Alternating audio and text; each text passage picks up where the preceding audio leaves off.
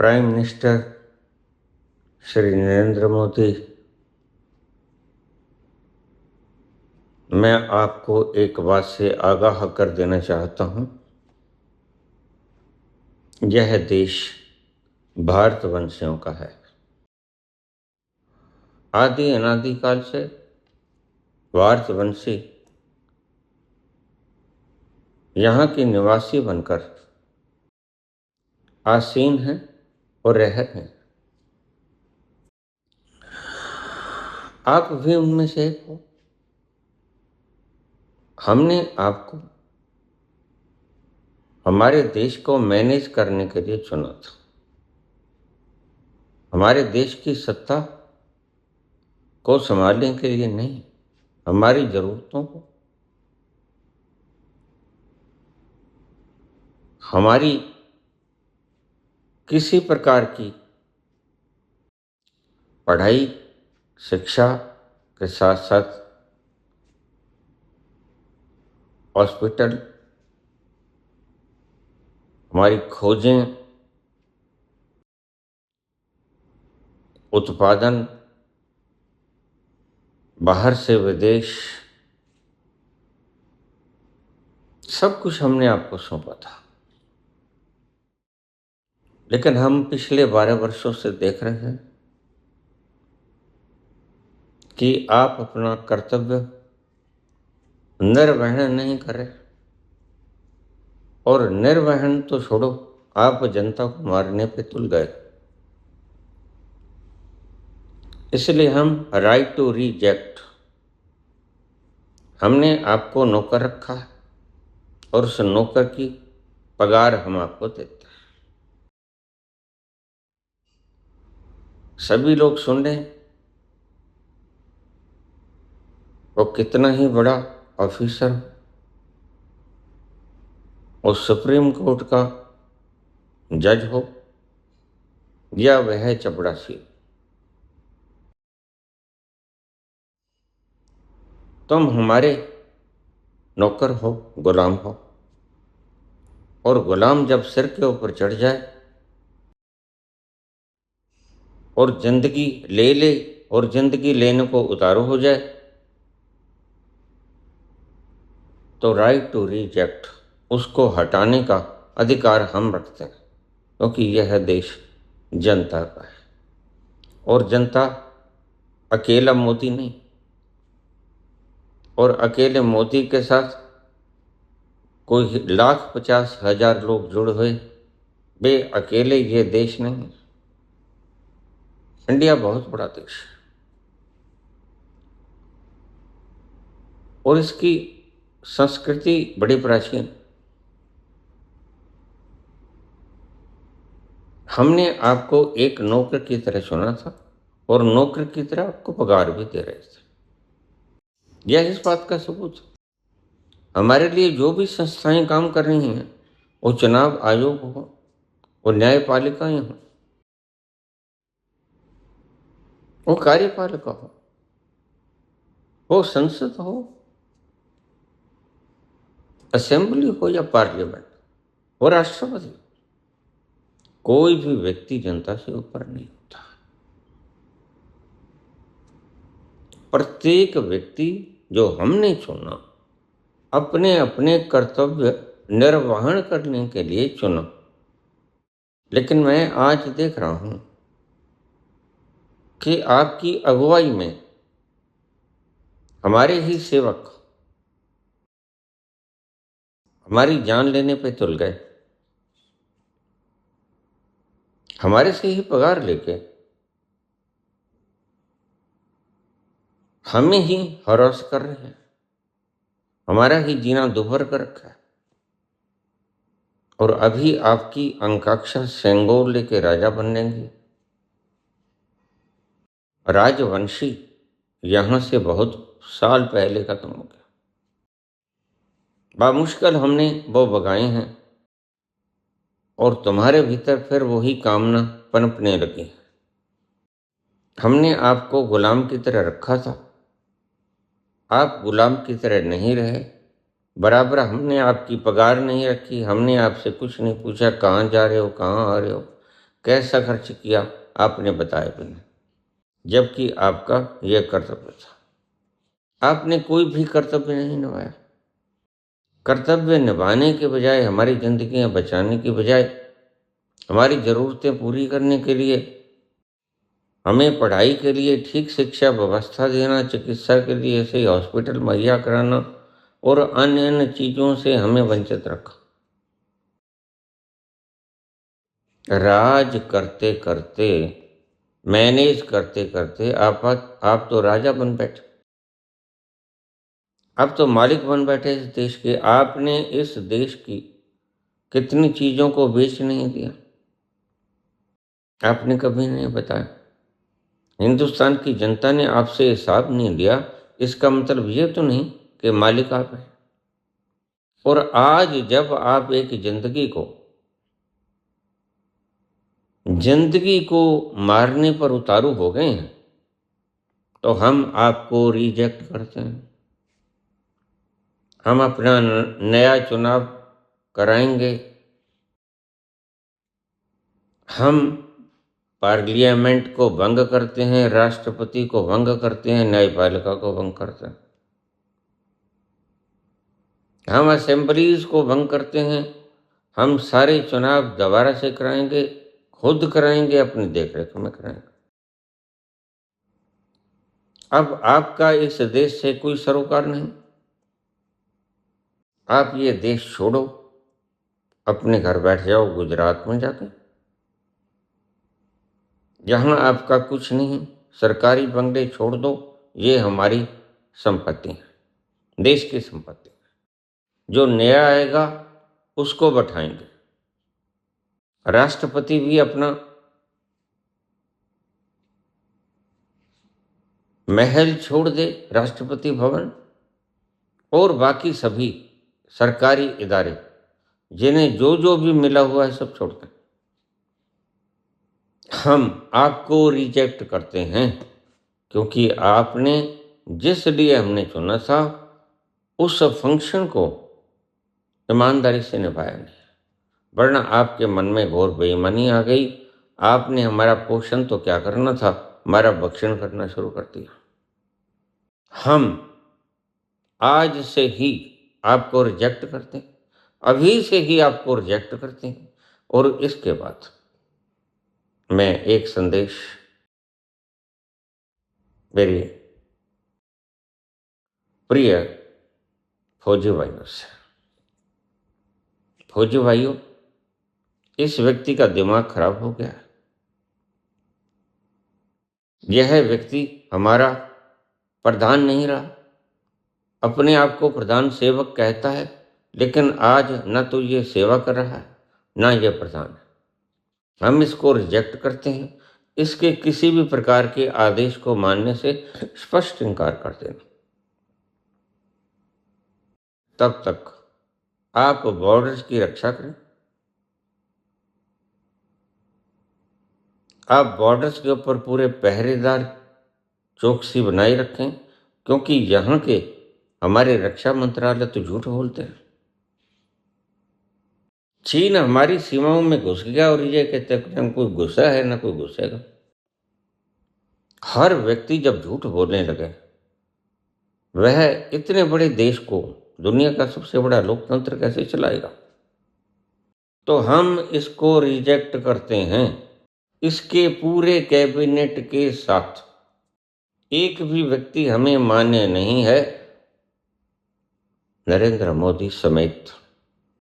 चुपचाप अपना बिस्तरा उठाए और यहां से चला जाए, अन्यथा फिर जो होगा उसकी जिम्मेदारी इनकी खुद की होगी। और आपसे हम करबद्ध प्रार्थना करेंगे, हमारा सारा शस्त्र भंडार आपके पास है।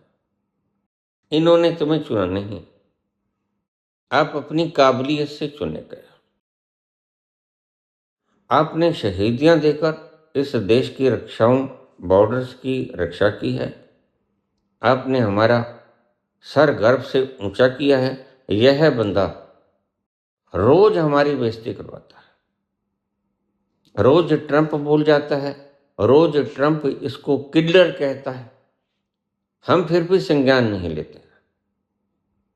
हर जगह जहां जाता है वहां ये बच्चों जैसी नापाक हरकतें करता है। किसी को मेलोडी गिफ्ट कर दिया, किसी को चॉकलेट खिला दिया, किसी को टॉफी खिला दी। कहीं जाके ये दुराचार करता है, अनैतिक का व्यवहार करता है। कहीं जाकर ये बच्चियों के मांस के टुकड़े खाता है उबले हुए। इसने क्या कुछ नहीं किया और आज सब्र का पैमाना भर गया। हम इसको रिजेक्ट करते हैं। अभी से ये हमारे देश का राजा नहीं। ये अगर कहे कि मैं जीता हूं तो बिल्कुल नहीं जीता हूं। इस तरह से जीना, आपके भी आंखें हैं, आप भी दिमाग रखते हैं, हर व्यक्ति सोच रखता है। ऐसे हमारे से चंदा लेके, मन चाहा चंदा लेके, और उससे हमारे ही द्वारा वोट लेकर चुने गए प्रतिनिधि खरीद लेना पैसे दिखा के, यह कोई जीत नहीं हुआ करता। और लोग तो वोट खरीदते हैं, इसने तो चुनाव आयोग ही खरीद लिया। लोग तो फैसले खरीदते हैं, इन्होंने तो न्याय व्यवस्था ही खरीद ली। और इन्होंने डर दिखा के हम मार देंगे, और मार भी दिया इन्होंने। जस्टिस लोवा को, सोहराबुद्दीन को, हिरेन पांड्या को, और भी सारा हिसाब हम लेंगे, भागने तो नहीं देंगे हम।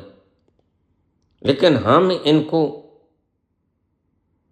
नए संविधान में हम यह जोड़ेंगे, राइट टू रिजेक्ट।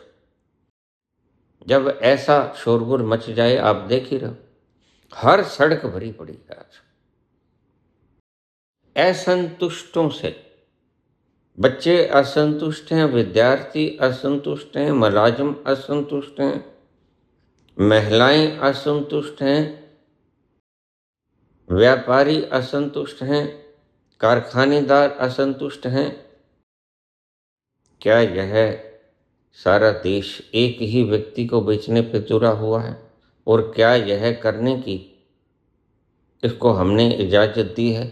हम चुप थे, इसका मतलब चुपचाप ये सब कुछ करता रहे। कहानियां बाद में। कोरोना में लोग मर रहे थे, उनको इज्जत पूर्वक दफन करना था इस व्यक्ति ने, लेकिन वह पैसा ये सेंट्रल विस्टा पे बनाता रहा। इसने अपने राजा बनने के सपने पहले से संजो लिए थे। ठीक ठाक यह पार्लियामेंट काम कर रही थी, नई की कोई जरूरत नहीं थी। और खास तौर से ऐसे पेंडेमिक में, जबकि रोटी मुहाल हो गई हो, नई पार्लियामेंट की तो जरा भी आवश्यकता नहीं थी। न इसने भारत के लोगों की रक्षा की, भारत की जरूरतों को पूरी करके। जरूर थी ऑक्सीजन की, मांग रहा था यह वोट। कितने लोग, गंगा में बहती हुई लाशें आपने देखी,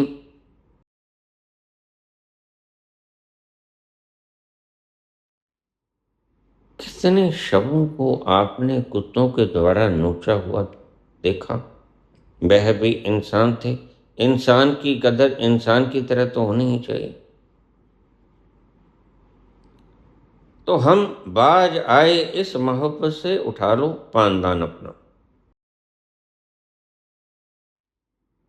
तो फौजी भाइयों, सारी स्ट्रेंथ आपके पास है, सारे हथियार आपके पास हैं, सारे जहाज आपके पास हैं, लड़ाकू विमान आपके पास हैं, टैंक आपके पास हैं, बंदूकें आपके पास हैं, वो 47 हो, 56 हो, प्रत्येक प्रकार की मिसाइलें आपके पास हैं, हर प्रकार के औजार आपके पास हैं लड़ाई के। तो आप इन्हें संभाल कर रखिए। इस नाजुक मकाम पर अगर कोई शरारती हमारे देश की सीमाओं से छेड़छाड़ करता है, तो आप बिना पूछे, आपके भी अधिकारीगण हैं, जो 3 अधिकारी बनाए, नभ, थल और वायु के, और उनके ऊपर एक सुपर बनाया। आप उनसे राय मशवरा करके सीमाओं को के ऊपर चौकसी रखिए, इनकी रक्षा कीजिए। भीतर की रक्षा हम पुलिस को देंगे, भीतर की रक्षा हम सीआरपीएफ को देंगे, बीएसएफ को देंगे। इनको हमने रिजेक्ट कर दिया। आज से इनके पास कोई पावर नहीं। कोई भी व्यक्ति इन्हें नो कहने का अधिकार रखता है। ये मैं एक भारत का नागरिक आपसे कह रहा हूं, और मैं अकेला नहीं बोल रहा हूं, मैं इनकी गुंडागर्दी देख के बोल रहा हूं। हर सड़क भरी पड़ी है असंतुष्टों से। इनके विरुद्ध नारे लग रहे हैं, इनके पुतले फूंके जा रहे हैं, इनको छितर बरसाई जा रही हैं, इन्हें गालियां निकाली जा रही हैं, इतनी बद्दी बद्दी। ये खुद ही कहता है और इसको शर्म नहीं आती कि मुझे 3 किलो गालियां रोज पड़ती। तो यह गालियां लेने वाला काम क्यों किए था? इसने न तो भारत का चरित्र बरकरार रखा, और न इसको अंग्रेजी समझ में आती है। ट्रंप इसके सामने बैठ के कह देता है he is very innocent but he is killer. लगता तो मासूम है, लेकिन यह एक किलर है, हत्यारा है। ऐसा मजाक, यह कोई सर्कस नहीं, यह देश है। और देश भी सिर को ऊंचा उठाकर चलने वाला देश, जिसकी रीढ़ की हड्डी सदा सीधी रही। लेकिन आज इसने सारे विश्व में हमारी चोचो करा रखी। हम इसको इसकी कैबिनेट के समेत रिजेक्ट करते हैं। हम दोबारा से अपना सारा व्यवस्था चुनेंगे। एक वक्त काल था जब हम आजाद हुए थे,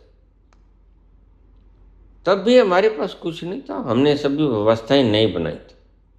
नया प्राइम मिनिस्टर बनाया था, नया रक्षा मंत्री बनाया था, नया विदेश मंत्री बनाया था, नया गृह मंत्री बनाया था।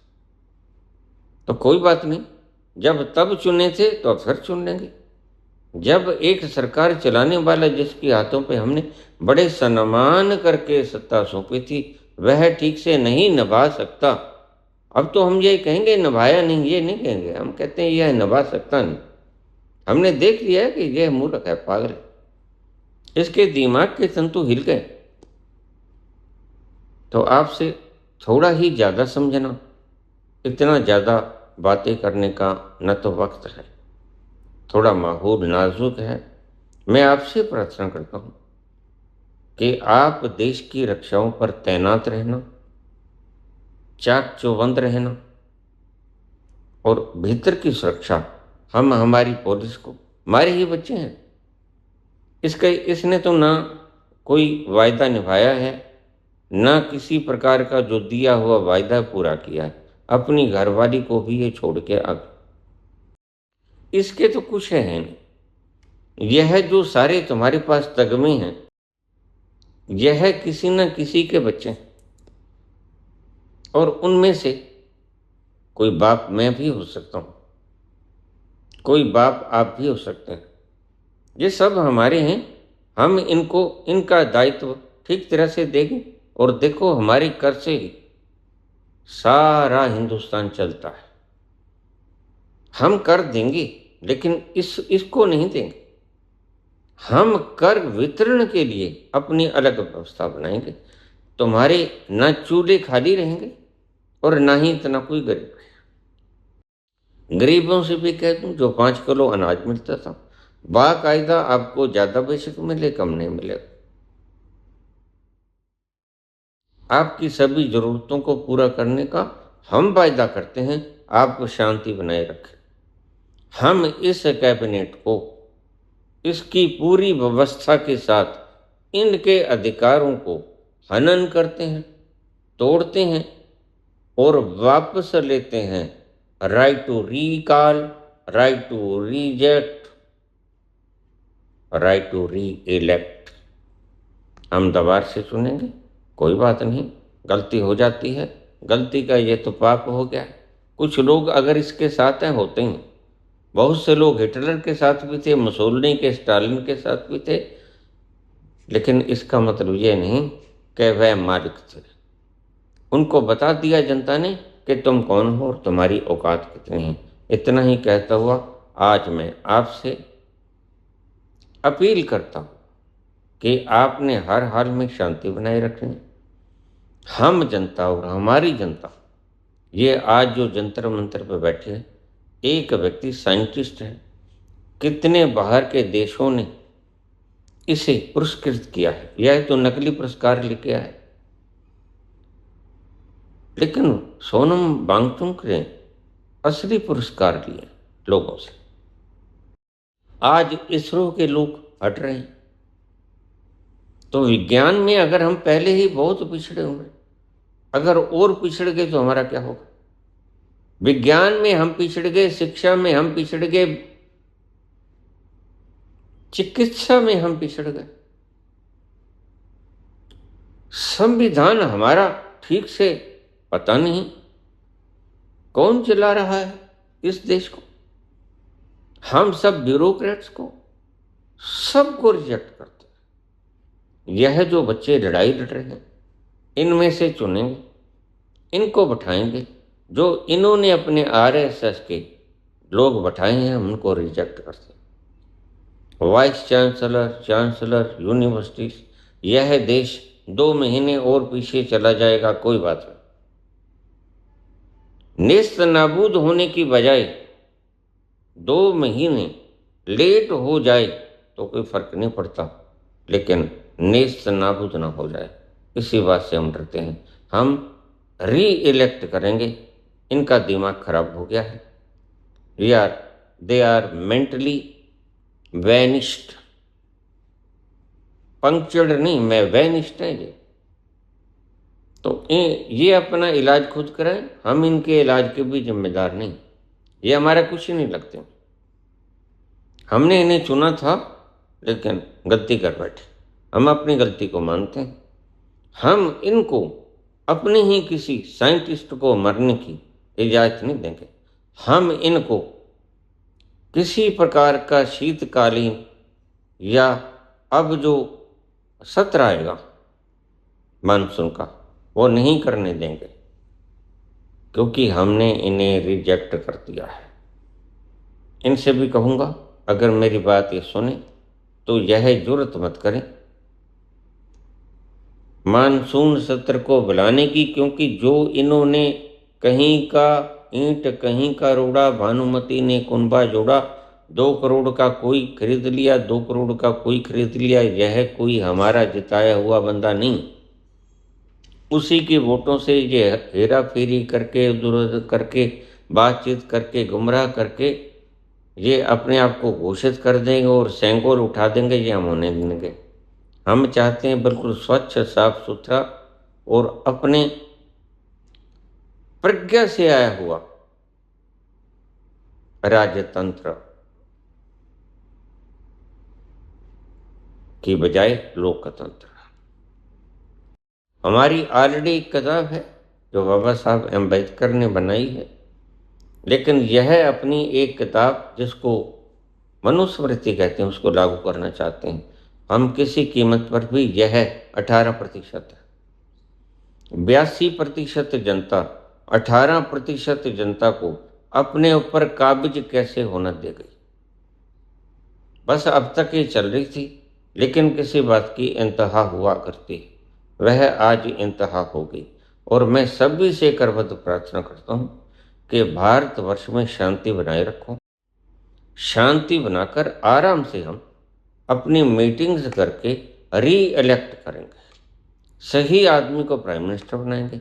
सही आदमी को देखिए, द्रौपदी मुर्मू का इस वक्त क्या फर्ज बनता है, वह देख नहीं रही कि यह बंदा पागल हो गया है। उसने इसको बर्खास्त नहीं की। क्या यह जानता नहीं हमारा सुप्रीम कोर्ट का जज सूर्यकांत शर्मा कि यह व्यक्ति पागलों जैसे निर्णय लेने लगा है। जब कोई जूरी को धमकाना शुरू कर दे, मारने के लिए, बहस करने के लिए, मारने के लिए। ऐसे तो जूता भी पटका था, लेकिन जब मारने की धमकी देने लगे कि हम मार देंगे, इसका मतलब वह हमारे टैक्स को अपना समझने लग गया है। और यह गलत है, यह सत्य नहीं, यह झूठ है। वो टैक्स हमारा है, हमारे खून पसीने की कमाई का है, उससे सारे देश की व्यवस्था और तंत्र चल रहा है। हम अपने टैक्स के पैसे से अपनी व्यवस्था और तंत्र चलाएंगे। जो कोई नहीं चलाना चाहे अपना अलग हो जाए। हमारी संख्या 82% है। हम उसमें से चुनेंगे जो 18% नहीं हमारी व्यवस्था को मानते, वो अलग हो जाएं, और हम उनको जो देंगे वो देखेंगे उनको क्या देंगे। जो उनके हिस्से में आता है वही देंगे। जो उन्होंने लूटा है वो उनसे लेंगे, और जो उनके हिस्से में आता है वो उनको देंगे। इस बात का इशारा ही समझ लेना। 18% हो जाएं, हमें कोई फिक्र नहीं है। हमें ऐसे पागलों की आवश्यकता भी नहीं जो एक पागल के पीछे लगे। ऐसी भेड़ों की जरूरत है जो पागल भेड़ के पीछे लगे। इतना ही काफी समझना। चाक चौबंद रहना। भीतर की पुलिस से भी कहूँगा, बीएसएफ से कहूँगा, सीआरपीएफ से कहूँगा कि आप इनका आदेश मत मानो। ये हमारे प्रतिनिधि नहीं हैं। इन्होंने जिस प्रतिनिधियों को खरीद लिया, उनको अगर कल को ये कोई ओहदा दे देते हैं तो उनके ओहदे को स्वीकार मत करना। उनको नो कहना सीखो, नो। क्योंकि वो सीधे चुन के नहीं आए, वो तो हमारे ही टैक्स से इन्होंने खरीद लिए। हम इस सारी कैबिनेट को बर्खास्त करते हैं। नई कैबिनेट शीघ्र ही आपके सामने आएगी और वह व्यवस्था जल्दी ही हम बना लेंगे। हम किसी वैज्ञानिक को मरने नहीं देंगे। बेकसूर वैज्ञानिक, इसका कोई कसूर नहीं है। गौर से देखो, मैं बोलने वाला गलत कह रहा हूं या ठीक कह रहा हूं, आप निर्णय कीजिए। लेकिन हम राइट टू रिजेक्ट का इस्तेमाल करते हुए इस सारी व्यवस्था को जो इन्होंने रची है झूठ की, उसको रिजेक्ट करते हैं। धन्यवाद।